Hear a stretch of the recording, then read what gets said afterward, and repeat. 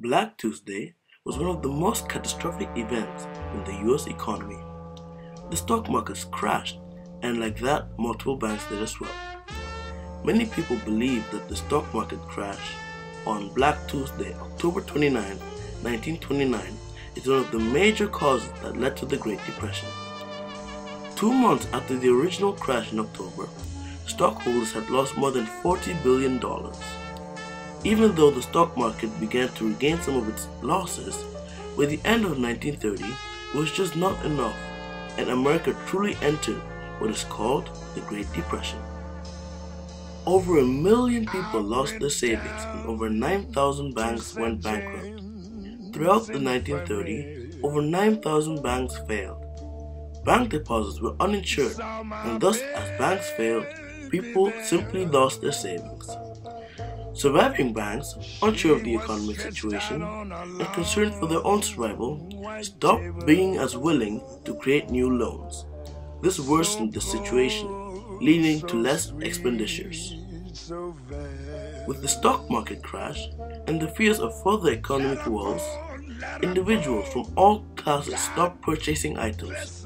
This then led to a reduction in the number of items produced, and thus a reduction in workforce.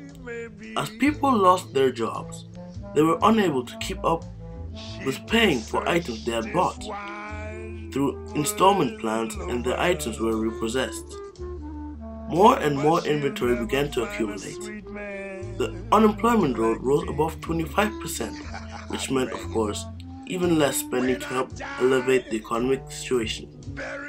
The Great Depression was a very bad thing for the urban society. 13 million people were unemployed, while the ones that had jobs earned no more than $1 or $2. 400,000 family farms were repossessed by the bank. This was because people simply could not pay their bills, so they had to give as much as they could to the bank to repay their expenses. 2,600 schools were closed, and admissions to state mental hospital went up 300%. 2 million men became homeless, wandering the country, and suicides went up by 30%. This was all because people did not have enough food and money to support their family, and that resulted into crime.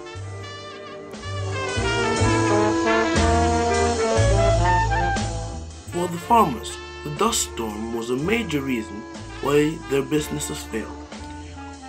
All their crops dried out, and many people could not simply afford to have their usual lives because of this.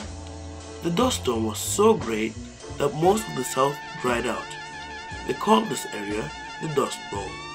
For those who could not live in their houses anymore, moved to shanty towns, where they could at least build their own home from cardboard.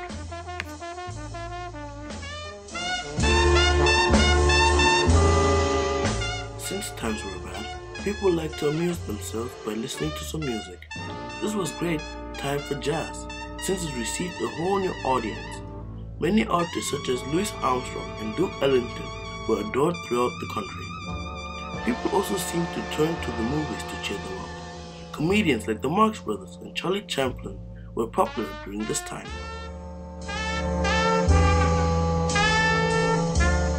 It wouldn't be until December 7, 1941 that the Great Depression unofficially ended with the United States' entry into World War II. Factories that made cars, clothes, and other consumer goods changed to war production. 15 million Americans joined the armed forces, and new job opportunities for women and minorities in the new war economy virtually eliminated unemployment. This was a great solution to bring America out of debt. The production lines were finally turned on again for the production of planes, tanks, and many more war machines. While the men fought in war, the women would create deadly weapons to slaughter the opposition. She was stretched out on a long white table.